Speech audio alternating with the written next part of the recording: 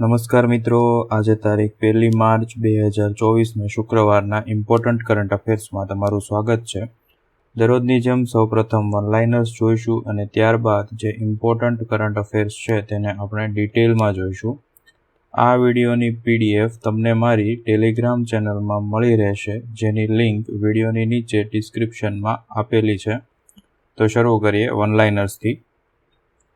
ગુજરાતની ચેસ ખેલાડી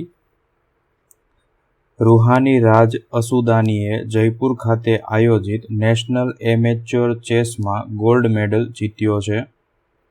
ભારતની પ્રથમ ગતિશક્તિ રિસર્ચ ચેરની સ્થાપના બંદર, શિપિંગ અને જળમાર્ગ મંત્રાલય અને IIM શિલોંગના સહયોગથી IIM શિલોંગ ખાતે કરવામાં આવશે. પુણે ખાતે નેશનલ ઇન્સ્ટિટ્યૂટ ઓફ નેચરોપેથીનું ઉદ્ઘાટન કરવામાં આવ્યું છે. વિશ્વની પહેલી વહેલી વૈદિક ઘડિયાળ ઉજ્જૈનમાં વેધશાળામાં 80 ફૂટના ઊંચા ટાવર પર શરૂ કરવામાં અથવા તો મૂકવામાં આવી છે. Solar energy corporation of India limited એટલે કે SEICએ રાજનંદગાંવ ખાતે કે જે છત્તીસગઢમાં આવેલું છે ત્યાં ભારતની સૌથી મોટી બેટરી એનર્જી સ્ટોરેજ સિસ્ટમ એટલે કે BESS સફળતાપૂર્વક કાર્યરત કરી છે. સમાચારમાં રહેલો શાહપુર કાંડી ડેમ પ્રોજેક્ટ રાવી નદી ઉપર બાંધવામાં આવ્યો છે. ગુજરાત વિદ્યાપીઠ ખાતે આવેલા મુખ્ય સભાગૃહનું નામ બદલીને મોરારજી દેસાઈ મંડપમ રાખવામાં આવ્યું છે. ચોરવાડ બીચ કે જે ગીર સોમનાથ ખાતે અથવા તો ગીર સોમનાથ જિલ્લામાં આવેલો છે ત્યાં 33મી વીર સાવરકર તરણ સ્પર્ધા 2024ની ફ્લેગ ઓફ સેરેમનીનું આયોજન કરવામાં આવ્યું હતું. સમાચારમાં રહેલો અગાલિગા ટાપુ મોરેશિયસમાં આવેલો છે, જ્યાં હાલમાં 6 જેટલી ભારત અને મોરેશિયસ દ્વારા સંયુક્ત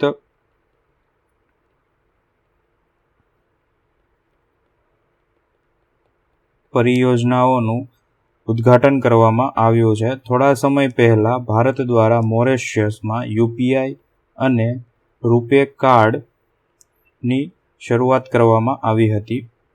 વાર્ષિક eastern command anti tank guided missile field ફાયરિંગનું આયોજન તીસ્તા ફિલ્ડ ફાયરિંગ રેન્જ કે જે પશ્ચિમ બંગાળમાં આવી છે ત્યાં કરવામાં આવ્યું હતું. સમાચારમાં રહેલ પદ્મ મેઘના અભયારણ્ય બાંગ્લાદેશમાં આવેલું છે. રશિયા દ્વારા ઈરાનના ઇમેજિંગ સેટેલાઇટ પાર્સ-1ને અવકાશમાં લોન્ચ કરવામાં આવ્યો છે.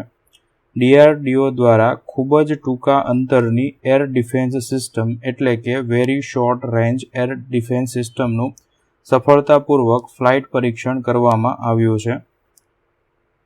આ સાથે આજના વનલાઇનર્સ પૂર્ણ થયા. હવે જે ઇમ્પોર્ટન્ટ કરંટ અફેર્સ છે તેને આપણે ડિટેલમાં જોઈશું. તો પેલું છે ભારતની સૌથી મોટી બેટરી એનર્જી સ્ટોરેજ સિસ્ટમ. નવીનીકરણીય ઉર્જા મંત્રાલય એટલે કે renewable energy ministry of renewable એનર્જીના નેજા હેઠળ કાર્યરત solar energy corporation of India limited એટલે કે SECI દ્વારા ભારતની સૌથી મોટી BESS સિસ્ટમનું સફળતાપૂર્વક કાર્યરત કરવામાં આવી છે. આ સિસ્ટમમાં સૌર ઉર્જાનો ઉપયોગ કરી ઉર્જાનો સંગ્રહ બેટરીમાં કરવામાં આવે છે અને ત્યારબાદ જ્યારે પીક ડિમાન્ડ્સ એટલે કે વિદ્યુતની માંગ વધારે હોય ત્યારે આ સંગ્રહિત ઉર્જાનો ઉપયોગ કરવામાં આવે છે.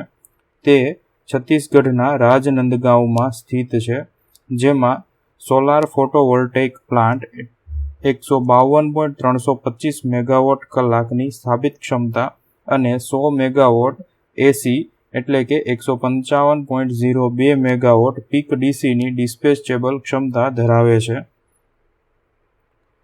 ત્યારબાદ પ્રથમ ગતિશક્તિ રિસર્ચ ચેર વિશે જોઈએ. તો ભારતનું પ્રથમ ગતિશક્તિ રિસર્ચ ચેરની સ્થાપના બંદર, શિપિંગ અને જળમાર્ગ મંત્રાલય અને IIT શિલોંગના સહયોગથી IIT શિલોંગ ખાતે કરવામાં આવશે. આ પહેલનો ઉદ્દેશ્ય ઉત્તર પૂર્વીય ક્ષેત્રને વ્યાપક રાષ્ટ્રીય અને આંતરરાષ્ટ્રીય પ્રદેશો સાથે જોડી મલ્ટીમોડલ લોજિસ્ટિક્સના વિકાસ દ્વારા સ્થાનિક અર્થતંત્રને મજબૂત કરવાનો છે. આ ચેરમાં ઉત્તર પૂર્વમાં મલ્ટીમોડલ લોજિસ્ટિક્સ પર ઉચ્ચ ગુણવત્તાવાળા શૈક્ષણિક સંશોધનનું નેતૃત્વ કરવામાં આવશે. ત્યારબાદ શાહપુર કાંડી ડેમ પ્રોજેક્ટ વિશે જોઈએ તો પંજાબ જમ્મુ કાશ્મીર સીમા પર શાહપુર કાંડી બેરેજના નિર્માણ દ્વારા પાકિસ્તાન તરફ જતા રાવી નદીના જળ પ્રવાહને અસરકારક રીતે અટકાવી દેવામાં આવ્યો છે. આ ડેમ પંજાબના પઠાણકોટ જિલ્લામાં રાવી નદી ઉપર હાલમાં રણજીત સાગર ડેમથી નીચે બાંધવામાં આવ્યો છે. આ પ્રોજેક્ટમાં 55.5 મીટર ઊંચો કોન્ક્રીટ ગ્રેવિટી ડેમ અને 7.70 કિલોમીટર લાંબી હાઇડલ ચેનલ, 2 હેડ રેગ્યુલેટર અને 2 પાવર હાઉસનો સમાવેશ થાય છે. આ પ્રોજેક્ટથી કુલ 206 મેગાવોટ જેટલી વિદ્યુત ઉત્પાદન કરી શકાશે. આ વિદ્યુત ઉત્પાદન રણજીત સાગર ડેમમાંથી છોડવામાં આવેલા પાણીના ઉપયોગથી કરવામાં આવશે. આ બંધના નિર્માણનો મુખ્ય હેતુ પંજાબ અને જમ્મુ કાશ્મીર માટે વીજ ઉત્પાદન અને સિંચાઈનો છે. તેનું નિર્માણ પંજાબ સરકારના સિંચાઈ વિભાગ દ્વારા કરવામાં આવ્યું છે. ત્યારબાદ વિશ્વની પહેલી વૈદિક ઘડિયાળ ઉજ્જૈનની વેધશાળામાં 80 ફૂટ ઊંચા ટાવર ઉપર વિશ્વની પ્રથમ વૈદિક ઘડિયાળ મૂકવામાં આવી છે. આ વૈદિક ઘડિયાળ એ તાજેતરની ટેકનોલોજીઓ એટલે કે ઇન્ટરનેટ અને જીપીએસ સાથે જોડાયેલી રહેશે. તેનાથી સૂર્યોદય, સૂર્યાસ્તનો સમય, ચંદ્રગ્રહણ, સૂર્યગ્રહણ, શુભ મુહૂર્ત સહિતની ઘણી સચોટ જાણકારી મળી શકશે. આ ઘડિયાળનું 1 માર્ચના રોજ વડાપ્રધાન નરેન્દ્ર મોદી અને મુખ્યમંત્રી ડૉક્ટર મોહન યાદવ દ્વારા વર્ચ્યુઅલી લોકાર્પણ કરવામાં આવશે. ઉજ્જૈન નગરી પહેલેથી જ કાળગણનાનું કેન્દ્ર રહી છે. આ ઉપરાંત ઉજ્જૈનમાંથી કર્કવૃત પસાર થાય છે અને તેને મંગળ ગ્રહનું જન્મસ્થાન પણ માનવામાં આવે છે. વિક્રમ સંવતનો આરંભ ઉજ્જૈનથી જ થયો હતો. તેથી અહીંની જીજારાવ વેધશાળામાં 80 ફૂટ ઊંચા ટાવર ઉપર વિશ્વની વહેલી વૈદિક ઘડિયાળ મૂકવામાં આવી છે.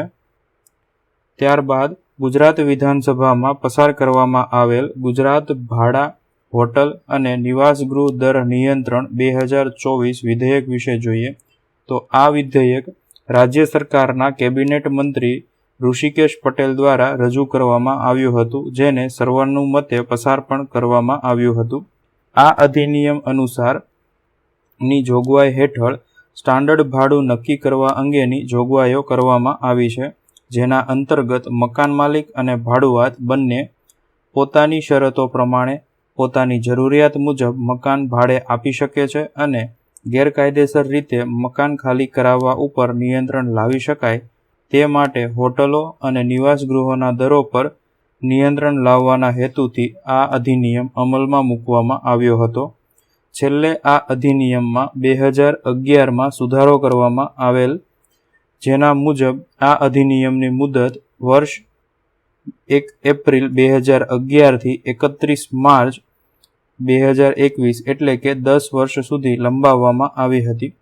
સમય મર્યાદા પૂર્ણ થવાથી આ રદ થયેલા અધિનિયમને માત્ર સુધારા દ્વારા અધિનિયમ તરીકે ફરીથી કાયદાકીય રીતે પુનર્જીવિત કરી શકાતો નથી. તેથી તેને પુનર્જીવિત કરવા માટે ગુજરાત ભાડા, હોટલ અને નિવાસગૃહ દર નિયંત્રણ અમલમાં ચાલુ રાખવા માટે સુધારા બાબત વિધેયક 2024 તરીકે અમલમાં લાવવાનો રહ્યો હતો, જેથી પાશ્ચાત્ય અસર 1 એપ્રિલ 2021થી 31 માર્ચ 2026 એટલે કે 5 વર્ષ સુધી આ જોગવાઈઓ અમલી હોવાનું મંત્રી ઋષિકેશ પટેલ દ્વારા જણાવવામાં આવ્યું હતું. ત્યારબાદ વાર્ષિક eastern command anti tank guided missile એટલે કે ATGM ફિલ્ડ ફાયરિંગ કે જેનું આયોજન પશ્ચિમ બંગાળના તિસ્તા ફિલ્ડ ફાયરિંગ રેન્જ ખાતે કરવામાં આવ્યું હતું. આ આયોજન ઈસ્ટર્ન કમાન્ડની ત્રિશક્તિ કોર્પ્સની નેજા હેઠળ કરવામાં આવ્યું હતું. 1 મિસાઇલ 1 ટેન્કના લક્ષ્યને હાંસલ કરવા માટે 260થી વધુ મિસાઇલો છોડવામાં આવી હતી. સંરક્ષણ PRO અનુસાર ભારતીય સેનાના પાયદળના વિવિધ એકમો અને મિકેનાઇઝ્ડ પાયદળ બટાલિયનના 1500થી વધારે જવાનોએ કમાન્ડ લેવલની આ તાલીમ કવાયતમાં ભાગ લીધો હતો. ત્રિશક્તિ કોર્પ્સે જણાવ્યું હતું કે યુદ્ધના મેદાન પર વ્યૂહાત્મક દ્રશ્યોને ધ્યાનમાં રાખી ગોળીબાર કરવામાં આવ્યો હતો અને આ ગોળીબારમાં GOC અને ત્રિશક્તિ કોર્પ્સ જોડાયા હતા. હેલિકોપ્ટર દ્વારા દાખલ કરાયેલી ટુકડીઓ દ્વારા લક્ષ્યોને જોડવાની પણ પ્રેક્ટિસ કરવામાં આવી હતી. ત્યારબાદ પાર્સ એક ઉપગ્રહ વિશે જોઈએ. આ ઉપગ્રહ રશિયા દ્વારા ઈરાનના ઇમેજિંગ ઉપગ્રહ પાર્સ 1ને છોડવામાં આવ્યો હતો. આ ઉપગ્રહ પૃથ્વી ઉપર તેની 500 કિલોમીટરની ભ્રમણકક્ષામાંથી સપાટીના સ્થળોની ઉચ્ચ રિઝોલ્યુશન વાળી ઇમેજ લઈ શકવાની ક્ષમતા ધરાવે છે, કારણ કે તેમાં રહેલો કેમેરો 15 મીટરની ચોકસાઈ ધરાવે છે. આ ઉપરાંત આ ઉપગ્રહની સાથે રોકેટમાં રશિયન હવામાન ઉપગ્રહ અને અન્ય 17 રશિયન નાના ઉપગ્રહો પણ સામેલ હતા. ઈરાનના ઇન્ફોર્મેશન એન્ડ કોમ્યુનિકેશન્સ ટેકનોલોજી મંત્રી ઈસા ઝરેપોરે જણાવ્યું હતું કે રશિયા તરફથી પાર્સ 1 ઉપગ્રહનું પ્રક્ષેપણ અવકાશના વિકાસ અને વિવિધ દેશો સાથે આંતરરાષ્ટ્રીય આદાનપ્રદાનને અનુરૂપ હતું. આ સાથે આજનું કરંટ અફેર્સ પૂર્ણ થયું. જો વિડીયો ગમ્યો હોય તો લાઇક કરજો. અન્યને ઉપયોગી થાય તેવું જણાય તો વિડીયો તેમની સાથે શેર કરજો. વિડીયો અંગેના પ્રતિભાવો વિડીયોની નીચે કોમેન્ટ દ્વારા જણાવી શકો છો અને દરરોજ આવી કરંટ અફેર્સને લગતી વિડીયો અપડેટ્સ મેળવવા માટે ચેનલને સબસ્ક્રાઇબ કરજો. Thank you.